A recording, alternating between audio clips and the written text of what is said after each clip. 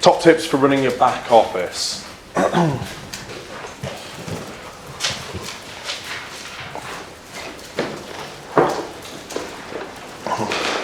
So, how often does everyone have a checklist, a to-do list? So many? I'm going to push you more onto the Google train then. Google have now released Google Tasks and Google Note. They are integrated into all of Google's services, so you can see them at any point through using any of Google's services. And they're great. You can create multiple tasks and things like that. If you're not like me and not constantly looking at your to-do list and constantly reminding yourself of how much shit you got to get done, then set yourself a reminder, you know, I'm going to check my to-do list every 3 hours, or I'll check my to-do list every 2 days, however efficient you want to be on that. Try not to spend too much time staring at your to-do list though, going, ah! I do it all the time. Okay, so with your to-do list, splitting it into days, weeks, months is also really helpful, because you can see more of your short-term goals, your long-term goals, things you're going to get done in an hour, things you're going to get done in a month, that sort of stuff. You might also want to split your day into something like that, you know. In the mornings, I'm doing my short-term things that I know I can get done this morning. Then afternoon, I'm working on my more long-term tasks. Being forwards thinking is a huge thing for being efficient. If you're constantly last minute and constantly on the back foot with stuff, you're never going to get ahead with it. So it's a good idea to be forwards thinking, know what you're doing the next week and know what you're going to be doing. That way, you know where you are, where you stand with stuff. Use your tools, use your spreadsheets, use your CRM software.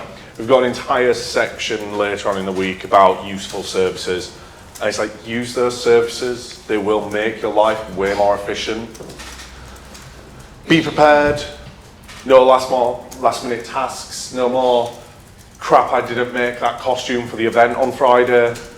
You know, be thinking, be ahead of stuff. So if you have a task and you know it has a very strict deadline, say make a costume for something, set your to-do list to do it the week before.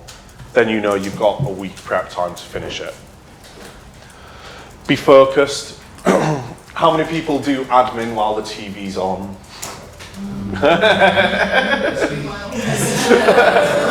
So I used to do that a lot. I used to be semi-watching the TV while doing my admin tasks, but I found I was a hell of a lot more efficient once I cut that out. If I just stick radio on or a podcast, something that I'm not actually looking away from, I'm way more focused, way more into it. So being focused, being direct on what you're actually doing. So if you've got a task that you think it's going to take you an hour to do, if you actually sit down and really focus on doing it, chances are you'll get it done in 20 minutes. Like, you'll get things done way faster if you're more focused at them. Keep balanced. So have your duty tasks, have the crap tasks you've got to do, but also have the joy things that you've got to do as well.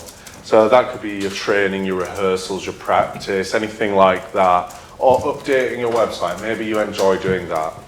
Do split your day. Everyone's like, what, you're a psychopath?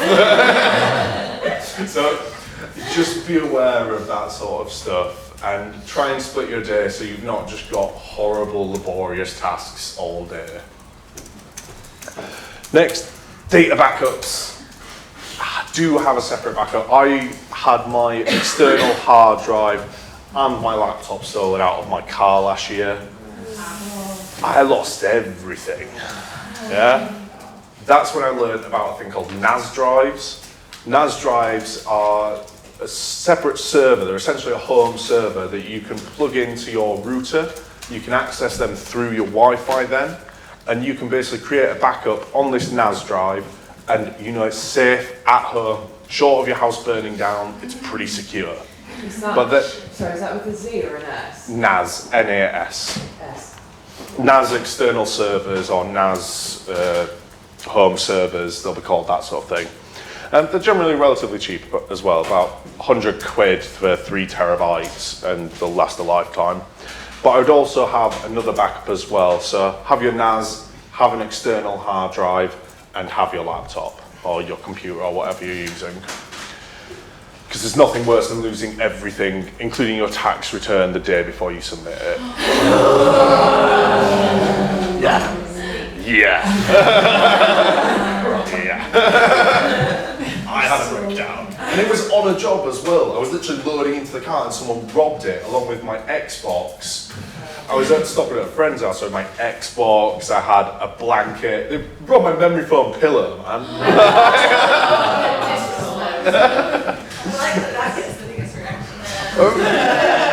It was upsetting, that was what it did. So,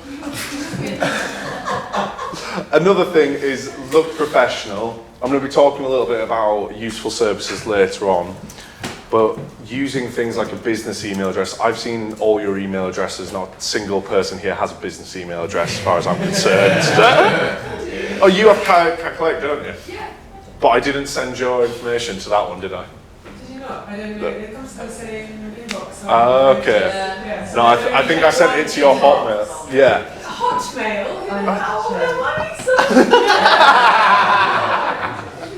I'm going to look at yours. Okay, Kat's the only one that has a business email. So you can get a thing called G Suite Business. G Suite Business is £3 a month, and you can have info@yourname.com. Super cheap, and you look a pro straight away. From the instant you contact someone, you look a professional then. You look like you've invested in your craft, invested in your time. You look like you've really thought this through. So also use a signature on the bottom of your emails. They're relatively easy to set up. You just go into your settings, add a signature, maybe a little promo photo, but remember, not big, long and thin is nice for the bottom of an email. So business email, business signature. You also get all the G Suite benefits when you get a G Suite business account, and for £3 a month, I think is brilliant. Use accounting software. Again, I keep rambling on about that. Just get Xero, get Wave Apps, get QuickBooks, get one of the systems. It'll save you a lot of time. And give clients deadlines and reminders. That's sort of the final point of this, is you can give your clients, you can give your agents a deadline of, I have to know by this point. And if they don't stick with it, forget about it. Archive their email, forget about it. If they come back to you last minute, they come back to you last minute. But you can give them deadlines, and that's just a good thing for your thought process of being like, they're taking their time with that, I'm going to forget about that, concentrate on something else. Something we will talk about a little bit later is also never holding a date for someone unless you've got a contract in front of you. But that's a subject for a little bit later. Go on, I was just finishing, so go on, questions. Basically, I now put a disclaimer saying I'm only going to hold the date for 7 days, and if you don't get back to me, then I'm going to release it. And I do that every time I go off. Is it then my job to chase them at the end of the 7 days? Or if I don't chase them, they don't get back to me? You're wasting time by chasing them. Don't chase people. Don't do it. That wastes your time. If you send that email saying, I'm holding this for 7 days for you, if you don't get back to me by then, they don't get back to you. That's fair enough. I think just you saying you're going to hold the date for 7 days for them is super nice. I don't hold the date for anyone under any circumstances.